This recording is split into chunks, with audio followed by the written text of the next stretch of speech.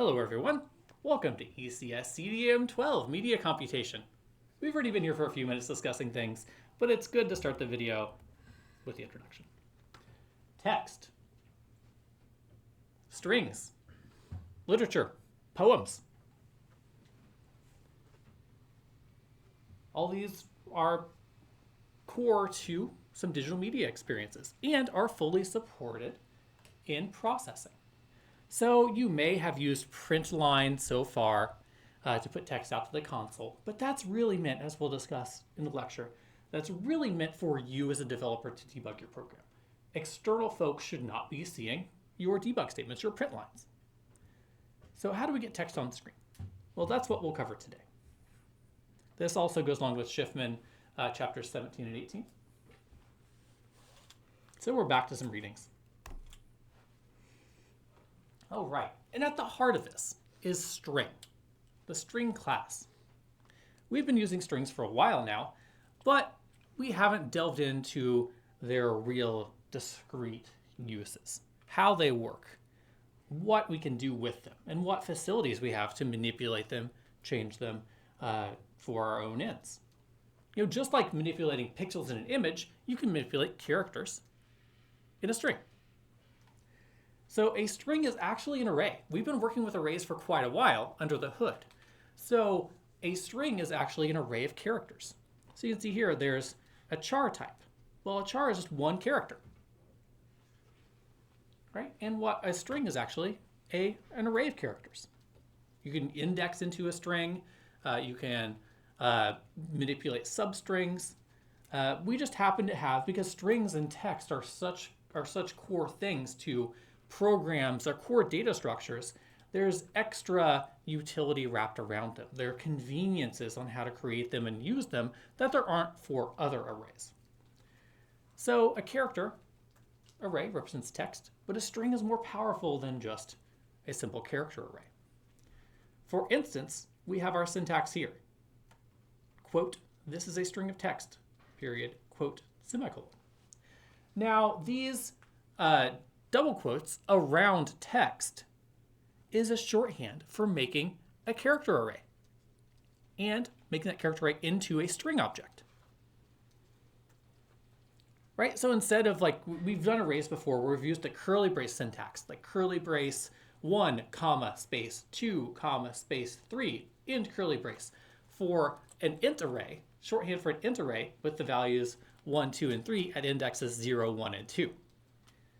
Right? That's a shorthand for creating an array that's very convenient. But with text, we already have a keyboard. We already have the data structures directly represented as the core thing our program is made out of. Individual characters that you type with a keyboard. So we have interesting ways to leverage that. And these double quotes, they are keywords. They are key characters, meaningful characters to processing, to the underlying Java language system that undergirds processing. And what they mean is they have to come in pairs, just like curly braces come in pairs or parentheses come in pairs. That is a beginning of a string, and you keep going until you hit another quote, which means the string has ended. Right? We've done this a bunch of times already, but now this is what it means. So with this example here, string text equals this is a string of text. The T, capital T, is index 0. Then 1, 2, the S is index 3. Right? So you can look at strings, each character being an index within that array of characters that comprises a string. So why aren't we just using character arrays like we use integer arrays? Well, a string is a class. That means it has its own methods, it has its own data, like we talked about classes previously, right before the midterm. String is that bit of data, the character array, but there's a lot of nice methods and functions and utilities that let us use strings in more powerful ways, that do a lot of basic string tasks for us. Here are a few. Char at int location. This returns the character at location inside the string. Now, why do we do that instead of using the index syntax? Well, that's because if we go over the end of the string, go past its length, past the length of the character array, we won't get an error, right? We will get a return value of I think an empty character in this case, which is an indicator that, hey, there was nothing there. You have went past the end. So it doesn't break and crash your program. So if it returns an empty string after you use char@, you can then put that in an if statement, triage that appropriately. And then we have length. So notice this is a length array, or a length function in this class. When you use it with arrays, it's length without the parentheses. It's a property, not a method, because arrays are special in that case. But string is a class, and classes deal primarily with functions and data, so methods. So this length method simply finds the length of the character array at the heart of a string. But we have some language things here, some alphabet things, like toUpperCase, which will take every A through Z, lowercase a through Z, in the string and uppercase it. I believe that also works with many Unicode characters as well. Your umlauts can now be uppercased, I guess. All right. And then we have equals. So string comparison is interesting, right? So how do you see if a string is equal to another string? Well, we know when we deal with floats or integers or doubles, you can look at the actual value of the number and do a mathematical comparison. How do you think equals in string works? How do you do a comparison between one string and another? I'm sorry? Compare the length. That's step one. Frog is the same length as cats, but they're not the same word. So what else do you do? That wouldn't be equal. Compare to each character? Exactly. So you have to compare both the length. So the first quick check, are they the same length? If they're not, then you know they're not the same string. But if they are the same length, then you have to do a character by character comparison. And as soon as you find a character at any index, so you start at the first index, if you march through, as soon as there's an index where string A at index I doesn't match string B at index I, not the same. They are not the same string. Equals would return false instead of true. Now, this is a side note. You won't be expected to know this for an exam or anything. There are different ways that strings are implemented in various languages, and Java has a clever one. It's called interred strings, or notarized strings. And when that happens, when you make a unique string, it gets stored in a special place. So every string you make is stored. And so when you compare strings, it's actually comparing the location of the index of where a thing's stored. It's looking at the box number instead of the thing in the box. Right? So if you have two strings that have the exact same string value, they both point to the same box. And Java handles this under the hood for you. So it's very quick to do string comparisons because you're comparing the numbers of the box instead of individually each character like we talked about. Right? So there's a lot of interesting things going on here. And so you can also find some string, you can find a lot of the string functionalities documentation inside Processing's documentation site, but you could also find it with the Java language documentation. There's more comprehensive documentation, more functions that are explored within Java's documentation than the Processing website. All right, so we talked about this. String behaves like an array of characters. Because index is a little clunky to use with strings, this is why we use char@ to access individual characters. Right? But the string class provides many other methods beyond this. Here are some. So we have sentence1. Sent1 being the string, this is a fine-looking string. So maybe we want to pull out particular characters. So character A and character B. We're doing sent1.char@0 and sent1.char@1. And then we print those values. What would this print line A, what would that be? Getting the 0th index out of the string, sent1.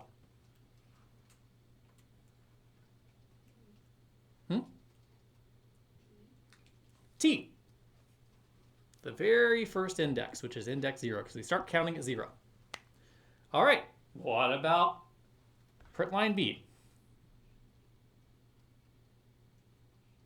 We're getting the first index, index 1.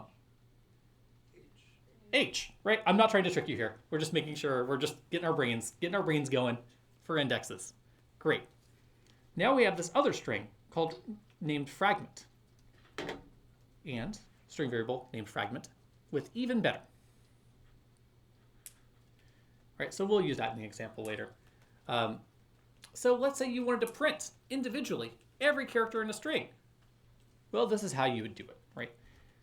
We'd take our even better fragment here, int I equals 0, I is less than fragment.length. So we're using .length as a method here because, as we established, it replaces the standard array functionality. So instead of length with no parentheses, we use length with parentheses with strings. And we increment our I variable. And so what we do is we print line fragment.char@I. Just like we'd iterate through an array and print all of its values, or like sum all the values in an array, this is what we would do with strings. So you can see this is really similar to how we've used arrays previously. Any questions on this? I like this. I see a few people in the room like doing index operations on the string. I like it.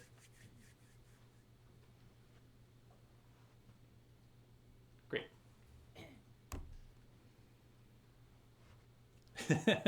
I changed this example in the example slides that we'll use, but I left this one in because I thought it was funny because when Michael Neff gave these slides, it was right after he had a baby.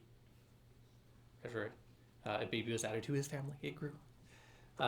So here's a way to take these two strings and see if they're equal. String W1 is a baby. String W2 is a baby. We look at this as humans and we see those strings as the same string. Let's see if processing agrees. So here's how you do equality. If W1 equals W2, right? So because we do some clever things with strings and make checking for equality fast, like we had talked about, we want to use the string class's equal function instead of the double equals operator, like we would use with integers, for example. And so this helps us out. So if W1 equals W2, print method check works. Else print method check doesn't work. In this case, it would print method check works. But as soon as you maybe like took out that space, it would break. As soon as there's any minute difference here, like you did capital, accidentally caps that second B in baby, because sometimes people type funny. I know I do. So that would make the strings not equal. Any questions on equality here? Good. All right. Let's look at uppercase. So this is interesting. So uppercase returns a new version of the string when you call the uppercase function. It doesn't change the original string, right?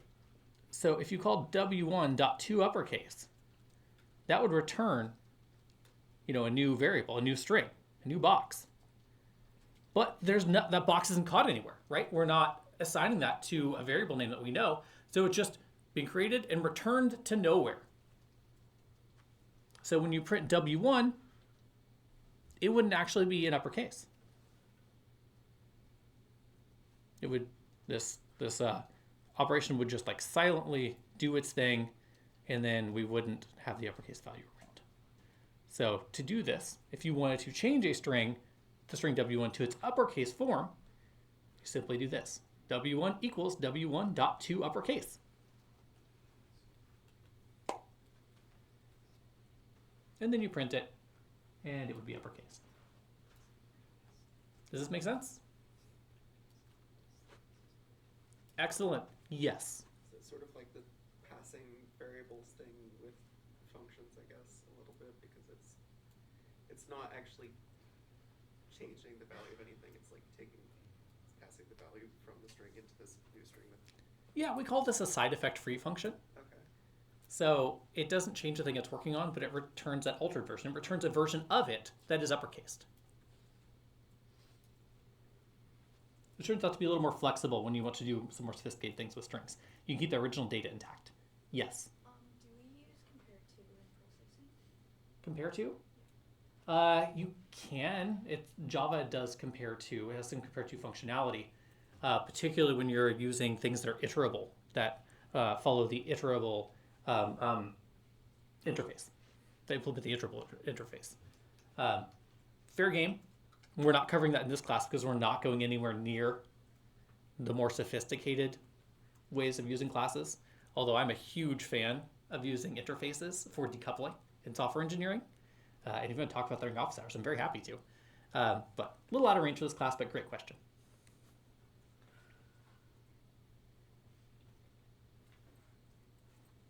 All right. Manipulating strings. So we do lots of things with strings. We can get the index of search characters, right? So we can return the location of a particular set of characters in a string, right? Which is kind of handy. So that way you can, manipulate strings. You can get an idea of what's in there, what's inside them. This is really handy. So I use this a lot for games. So often I'll have like dialogue that many characters can use, whether call outs or barks, or I want to put a certain like item's name inside of a string. Character, you found our treasure chest contained %I exclamation mark, right? And I want to replace that %I with the actual name of the treasure that was found at that location.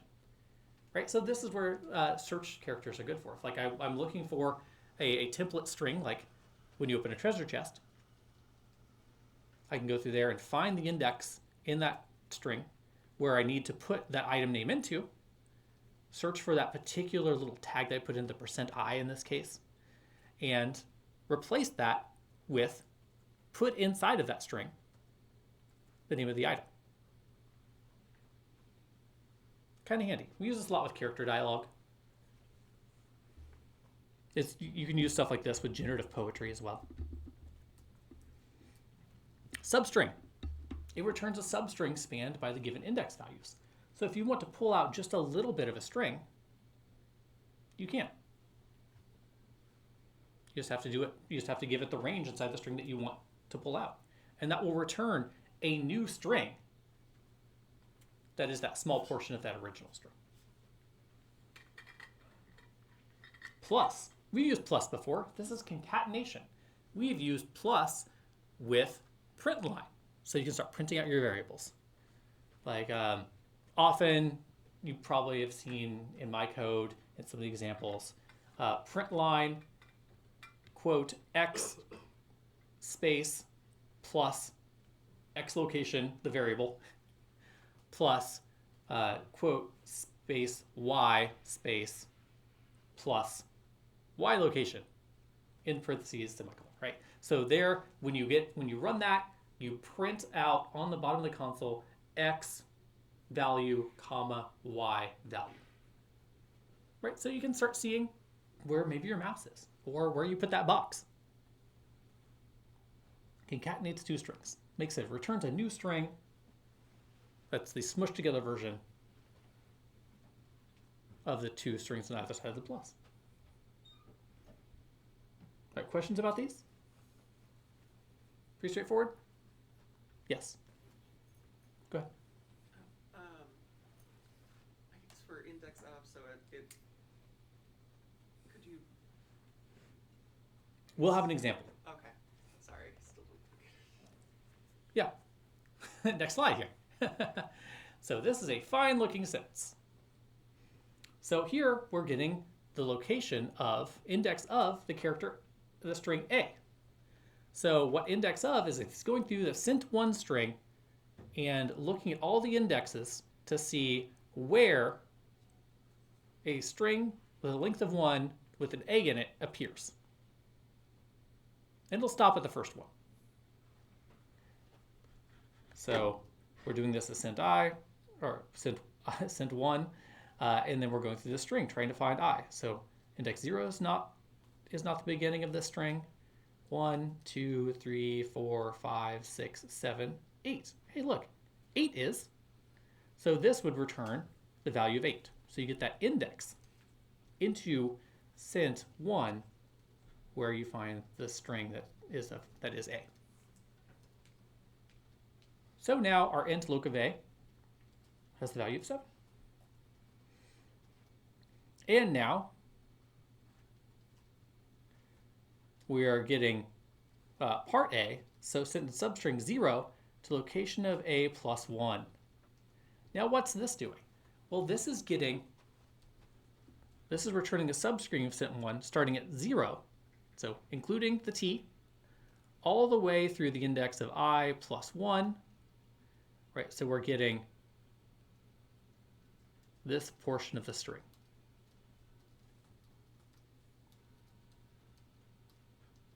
And then we want the tail of the string. In this case, we're going to search for the index of looking, and then we're going to get the index of looking. This is the first part of our substring call, and then we want to do cent1.length. So what's this giving us? Well, this is finding where looking is. So we'll start with this index and give us the substring all the way to the end of the string. So we're going to get this last portion of it. And then here, we have a new string fragment called awesome, and we're making string 2 part A plus n plus the fragment plus a space plus part B.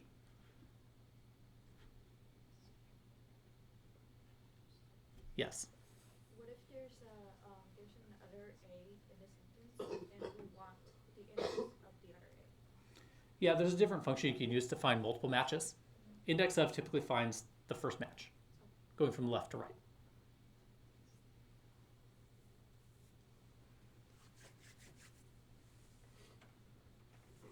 So what would cent2 be after this?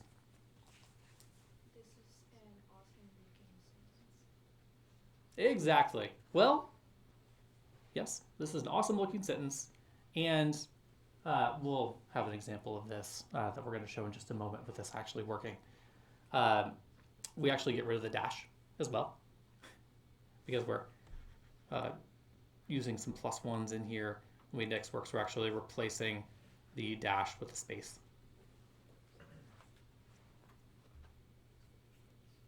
A little nuance there. This is how you make new strings. Yes. So it's for part B, it's starting at looking, and then it's creating a it's looking. It creates a substring starting at looking, and then it does the rest of the length of looking to the end of that string.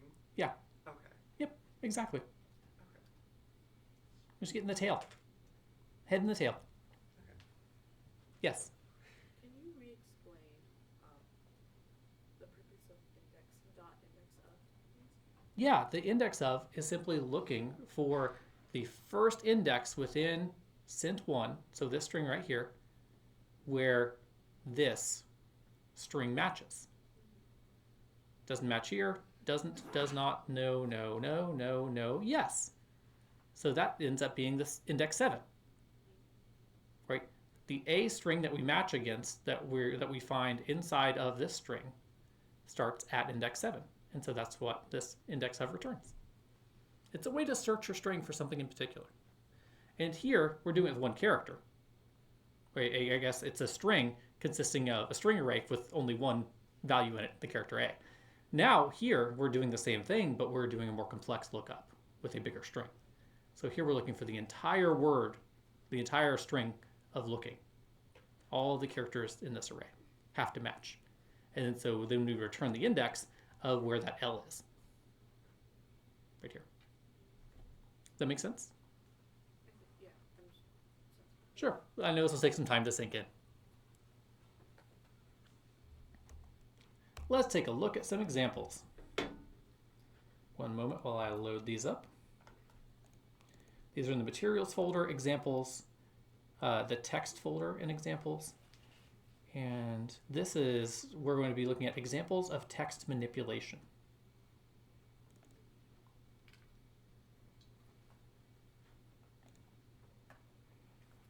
Let me close. I had too many processing windows open here. One moment.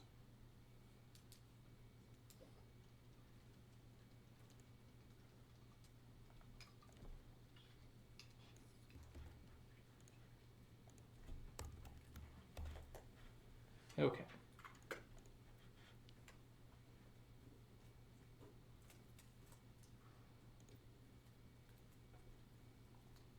All right. This a little bigger. Cool. All right. So now we're going to do a few things here. So processing output window. Okay, let me make sure this is the right one. Okay, so we're doing a bunch of things here. So this is an example for you to look at and tinker with for understanding our text manipulation. So processing output window, size. This is a fine sentence, is our sent 1. Our fragment is wicked, sent 2. You can see we're retrieving particular characters, 0 and 1 from that string, just like our example. I'll run it real quick. And we'll see at the top. Oh, do we print line those? Yes. T and H. A and B.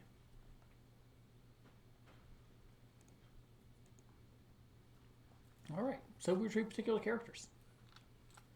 Now we want to print every character in a string. So we're going to print out wicked. So you can see below, we have T and H. The next line to print our W-I-C-K-E-D. Great. So now we've went through this entire fragment string and printed on individual lines each character. All right, we looked at that example. That's how that works. Now we're going to do some string comparison. A more perfect union. We're going to compare these two strings. Mostly because I had a conversation with my dad, who was an American history teacher at high school. So, all right. So now we're seeing if the operator works. So it turns out the double equals operator works, but it's not quite as good. It's not quite as robust as using this dot equals. So we're going to see if the operator works, and we're going to see if the method check works. So the method being a part of the string class, and the operator being the comparison operator that you've used a bunch of times already. Both of them work. I encourage using this one. It's more robust, less prone to failure, handles more character types, I believe.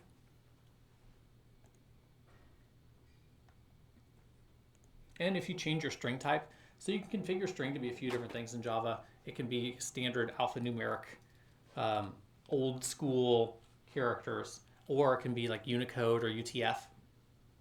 And so string comparison can be a little nuanced when you put in different language and character types. So we want to make sure that we want to use this function when you're using more complex like Unicode type of characters to help with that. All right, so both those methods work. I encourage this one.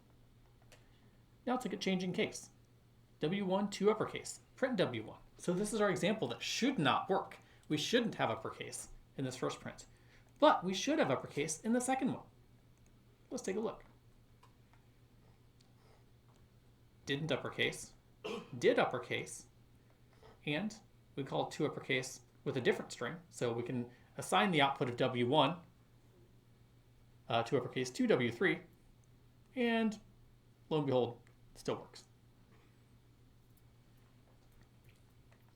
All right, let's take a look at our last portion here, combining strings. So we're going through our sent1 here as a reminder. This is a fine sentence. Fragment is wicked. Sent2 is unassigned.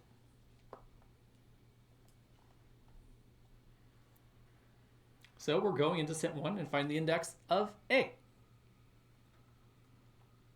And then we're getting a substring of that 0 through A.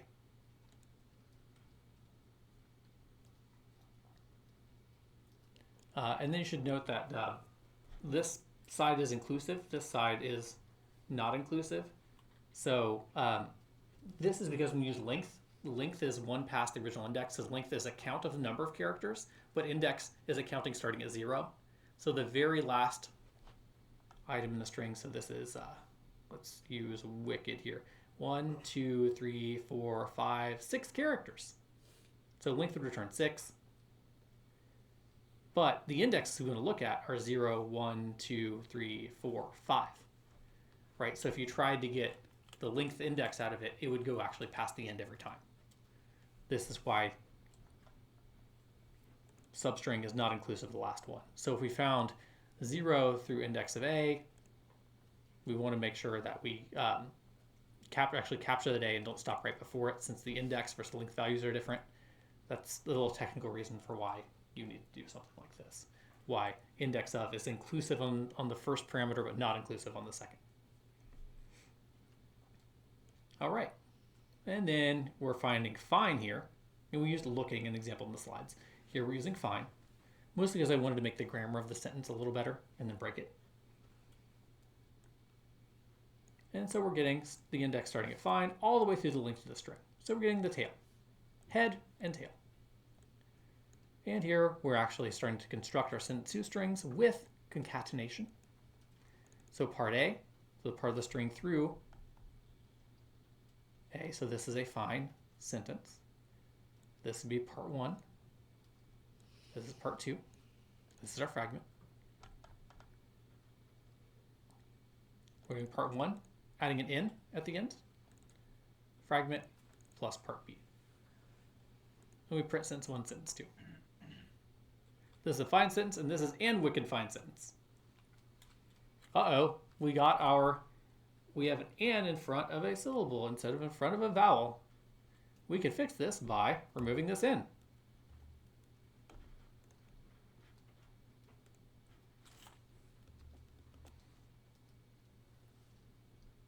This is a wicked fine sentence. We're from Boston now. Okay, so if we had this here, what would be a good adjective to put instead of wicked that starts with a vowel that would work with and? We used awesome before. Let's use a different one. Amazing. Amazing. Okay. True hyperbole. Amazingly. Okay, amazingly. This is an amazingly fine sentence. Right?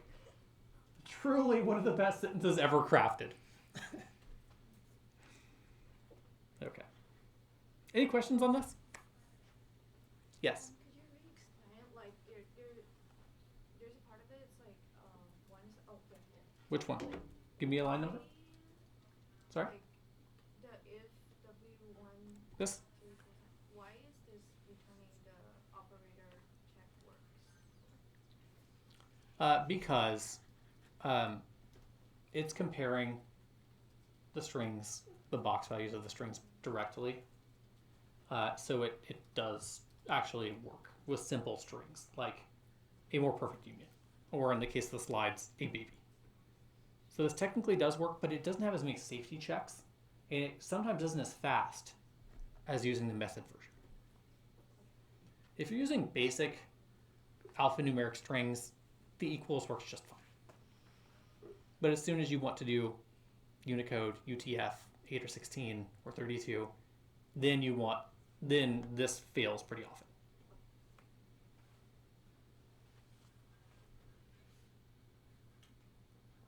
Unless they've made improvements to Java that I don't know about, which could possibly be true. If you want to explore that, please do. I'm happy to learn more. Any other questions?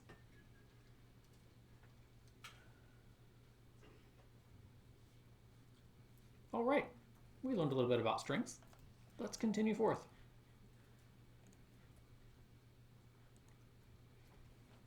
There are some other useful commands. I'm going to be a little mean and just put evocative things out here, and and not even show them to you at all. There we go. Put evocative things out here like split, load strings, and save strings. We're actually using load strings. We'll have an example of that later. Split. You can split a string into individual words.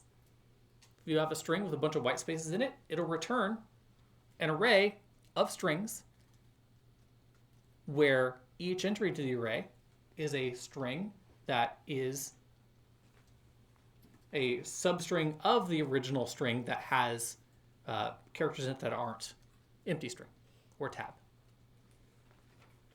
An example, like if we had, this is a fine looking sentence, and we used split on it, it would return a string array. So an array of a bunch of strings in it. The first index would be this, second index would be is, third a, fourth fine looking, fifth sentence. Period. Yeah.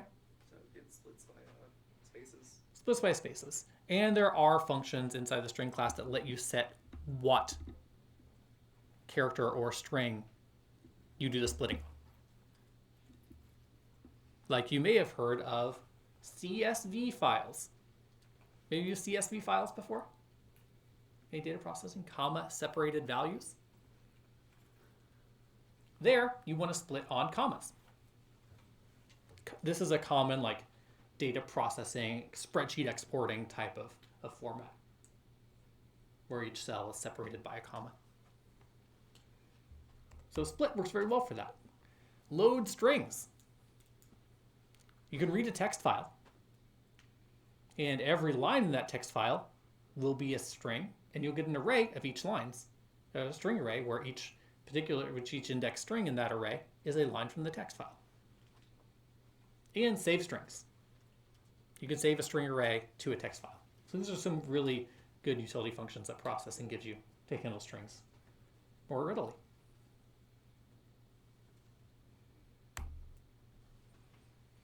So I want to reiterate this. This is now on the slides for you to check out. You can find some information about strings at processing.org's documentation site. But string is actually a more sophisticated and one of the more heavily used and developed of the Java classes, particularly that deal with more basic data types. So the Java documentation is a really good to look at as well. All right. Oh, whoops. Oh, I accidentally changed the color of print line instead of changing the font. Okay. Jet lag. This is what jet lag looks like, everyone. As we've seen, print line can be used to display text to the console. It is useful for debugging, but it's not intended to be part of your output. It's not displayed on the window. So I encourage you to use print line for playing with strings, for manipulating things, for looking at your own internal values in your development debugging.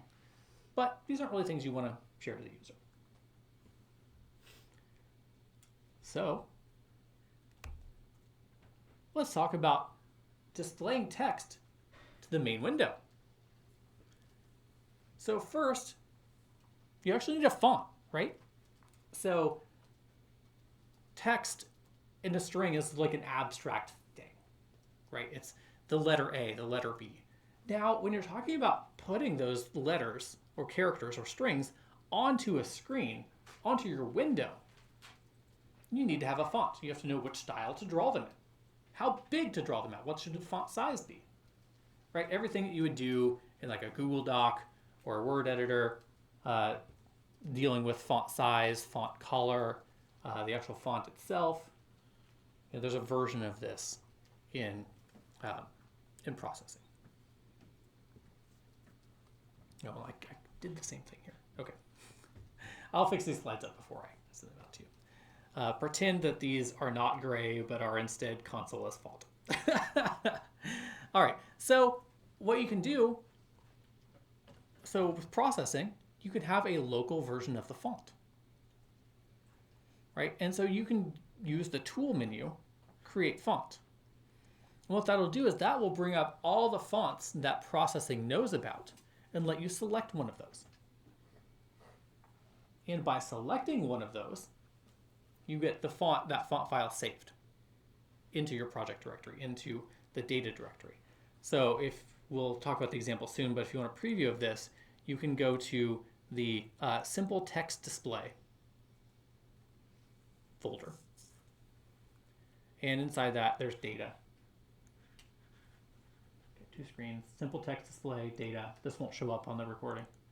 And you can see there is this font file right here. That was generated for us by that command, by the tools create font command. So that's great. That means the font that we're using is actually stored externally and saved with your project. So if like you go from, like if you want to run this on someone else's machine and they don't have that same font installed, like you have fonts installed on your computer, if they have a different one, then they don't have this particular font that you want to use on theirs, no problem. You already have a copy of that font that is transported with your project. So it doesn't matter if they have it installed or not. All right, but how do you do this? Well, how do you use this font that you just made, that you just generated a data file for? Well, here's how. The PF font class, just like pimage, so the processing's font class. So if we make a variable pfontf, we can use the load font method and then give it that string name. And this automatically looks in the data folder by default. We want to look for, let's say, common one is Arial MT-16.VLW.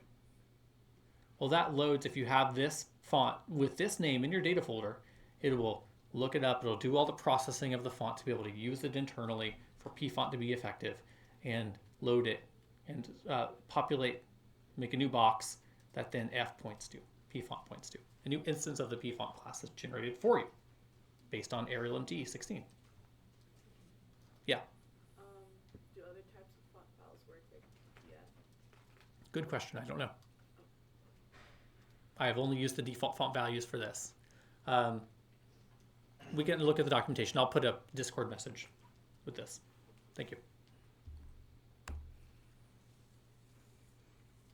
All right.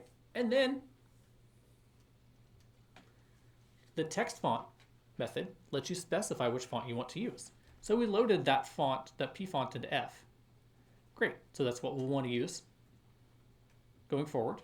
Just like setting fill or stroke, and those setting the fill or stroke colors or the stroke weight, those persist.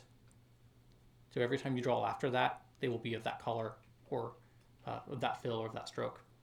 This sets your font in the same way. So every time you want to put text to the screen, it will be with your font F of size, in this case 36 font. You can specify the fill color. So this is the same fill command you've used for all of your drawings so far.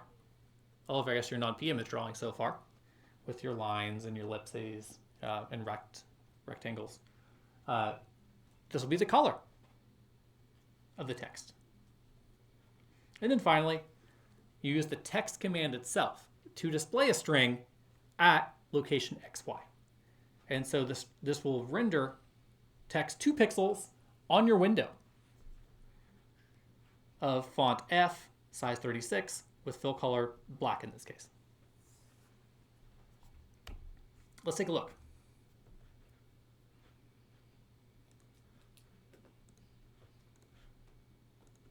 So I'm going to look at simple text display.pde. And let's bop over.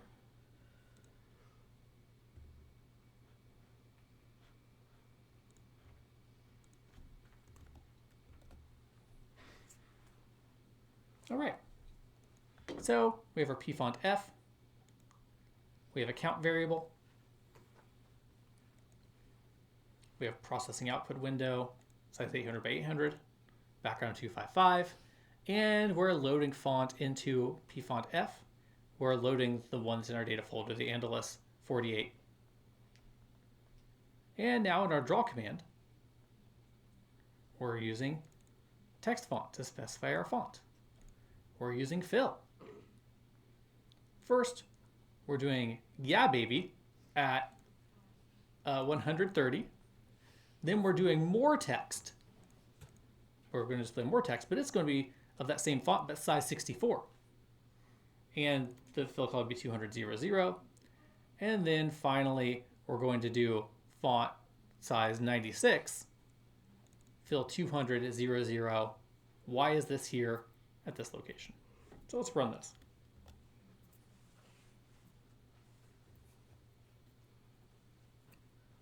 Text output chaos. So these are our strings placed in these various locations with various font sizes. Any observations?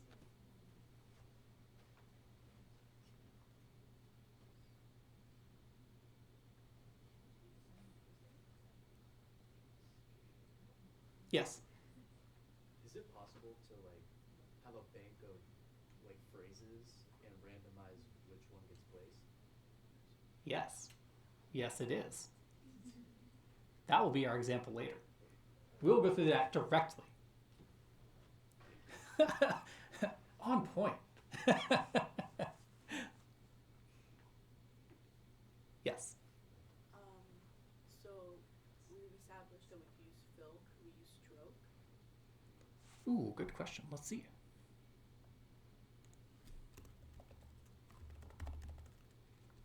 I think these are all just bitmap images, so it does color replacement. Yeah, no stroke for these. Now imagine if you did like TrueType fonts, which are vectorized formats of fonts, then stroke might work. But these, in this case, these are bitmap based fonts, so there is no notion of what an edge is, what the stroke border is. It's basically just pixel array locations, and it's probably just taking that default black color, and fill is just replacing that black color with whatever your fill color is. Black in this case, then red for more text, and why is this here? Any other questions? Any other observations?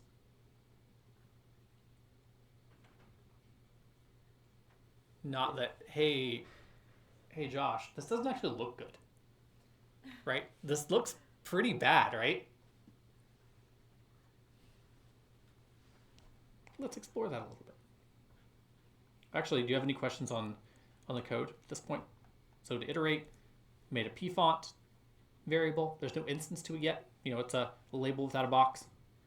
Here, we're using load font to create a box, an instance of the p font variable based off the font that we have, based on the font that we have in the data folder. With drawing, we're setting we're specifying which font we draw with. We give it a p font class, which we loaded above. This is the font size. Specifying its color. We saw that stroke didn't actually work, so I'm going to remove that. Great. So now we're drawing at location 100, 300, yeah baby, with these specifications. And then we are taking that same font, drawing at 64 with more text at this location with this fill, the red fill, same way with why is this here at another location. Now notice that we have Indolist-48. Think that this is the default font size for 40 for this particular bitmap based font. And we're drawing at 36. That's not the same. We're drawing at 64. Hey, that's not the same. We're drawing at 96. Hey, that's not 48. So what we're doing here is processing is doing some resizing and scaling for us. And when you do resizing and scaling over bitmaps, you end up getting aliasing or jaggies, jagged edges. So this is where anti-aliasing comes in, where we do a post-processing of this image before it's rendered. Or we do a processing of the pixels in the window before it is rendered to screen. And what that would do is it would use an anti-aliasing algorithm to smooth out the jagged edges.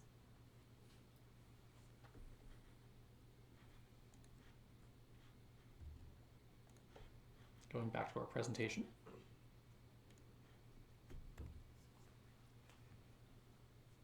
Right?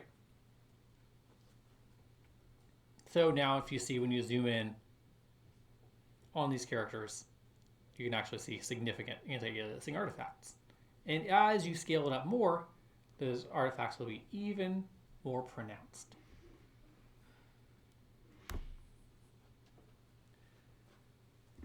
So you can use anti-aliasing, the anti-aliasing command that we've used before in processing to help with this. You could also load different font files that are made for your size of the font that you want to put to screen. So if you wanted to draw 64, you would get like Andalus-64. So it would be already the font as it should be with no jagged edges, as was designed by the font designer to be used at that scale. So that's for bitmap fonts.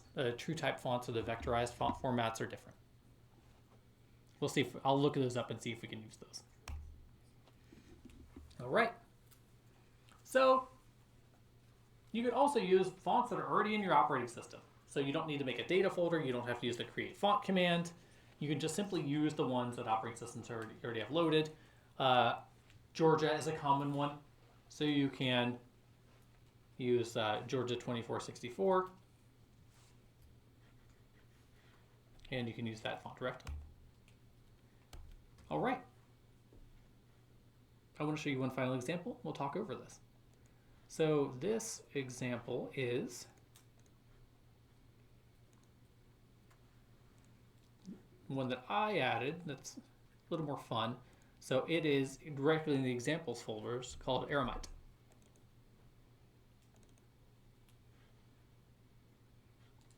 All right, let's change to this.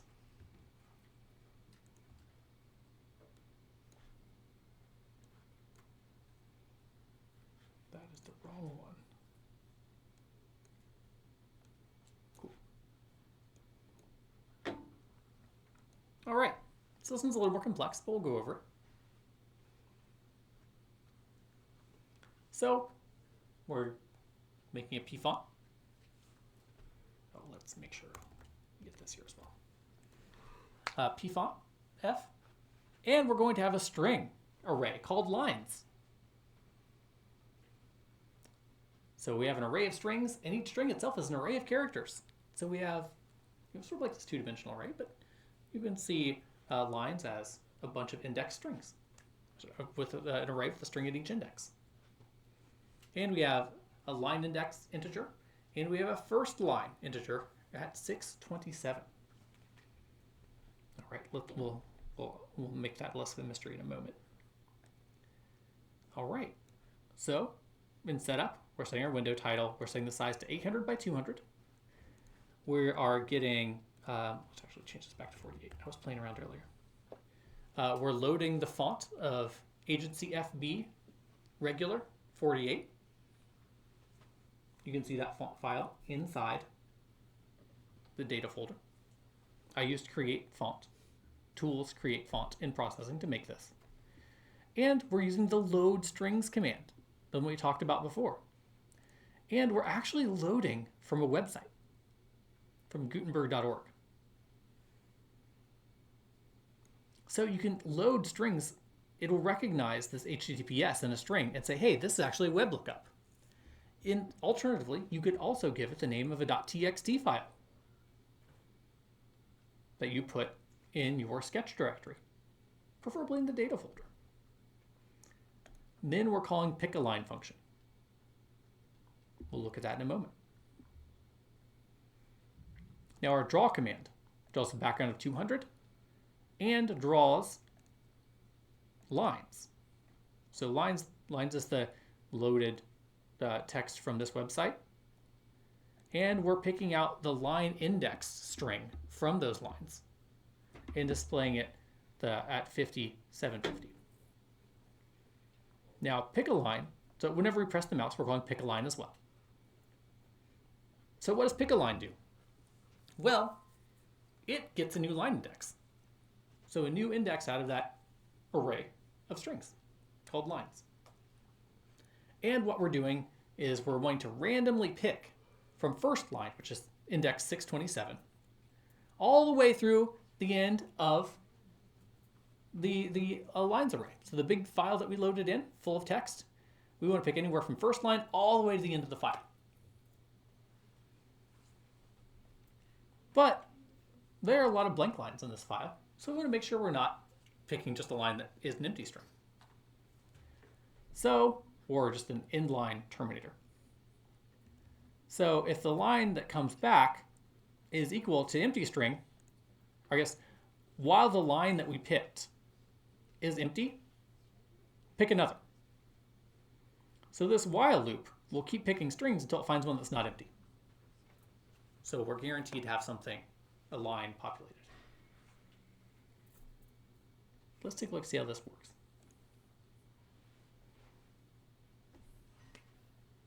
Oh, whoops. Let me transform this to reset transformation. There, that's reasonable. Okay, so this is actually a bit of meta text. But if we click on this, if you do mouse pressed, we'll pick a new line. Where did you go? There we are. Intensity. But in every other poetic quality it equals. Thou still unravished bride of quietness. His mind wrapped like his mantle, while her eyes. Let's actually change this. So let's push this back. Start the left edge. Let's make the window just a bit bigger.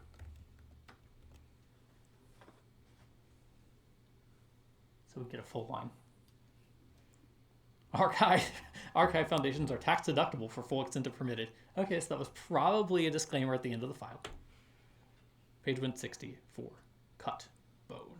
This is not only a vivid way, so there's some analysis of these poems in here as well. Telling me only where my nymph is fled.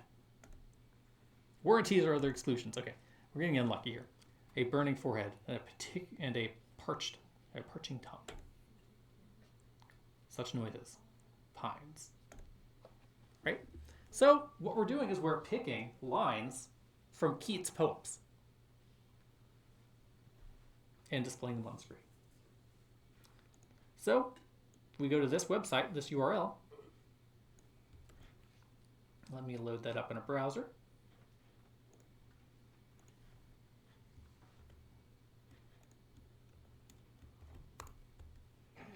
And share it with you.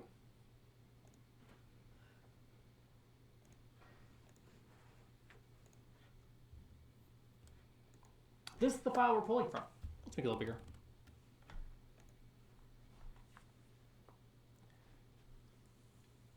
So this is simply a text file from Project Gutenberg, the textual version of Keats' poem. So this is licensed in the public domain, so we can use it, Project Gutenberg.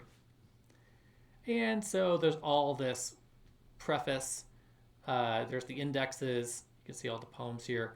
There's the blurb about the life of Keats. So when we start at index 627, we're actually starting right here at the line Lamia. And so from Lamia all the way to the end, we're loading this entire file. Each one of these lines is a new string in our string array. Going all the way to the end. But now there's the significant licensing at the bottom. So we could find where this starts, or I guess there's transcriber's notes. So we're getting a lot of these notes from the end. We could actually find where this stops. So we're getting a lot of this analysis, introduction to Hyperion, this sort of stuff. So all this is being included when we randomly pick. So you could find out where the end is and put an end index to it instead of the length of the file, the length of the lines in the file, and use that instead and get more salient results. You can see in the middle, got lots of poetry.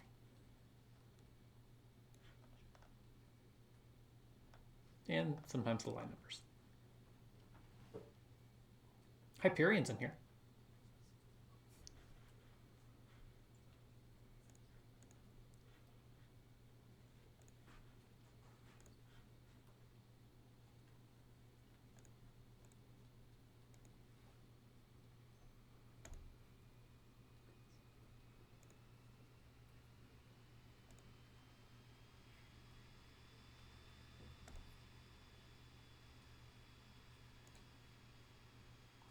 Gets spicy.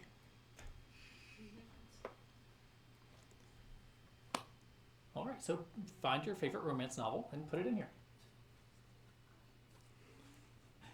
All right, any questions on this? So I think this directly addressed the question that you have. When I used to teach Introduction to Programming, of course, instead of just using like examples of business and banking and machine learning, I actually did more art examples. And we did sort of a very simple natural language processing bag of words approach. And I had students pick their favorite book series and load all of those in, and then do some basic statistics on the word frequency and generate new sentences that had the same frequency of words based off the text they put in. So did some basic analysis of an entire series of books and then generated new sentences that were sort of like that kind. And I see a Harry Potter shirt. We did Harry Potter before.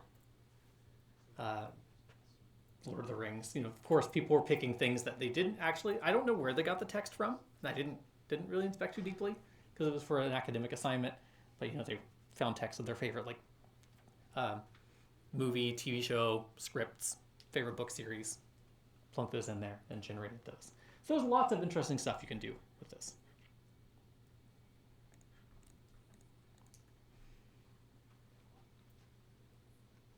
Questions?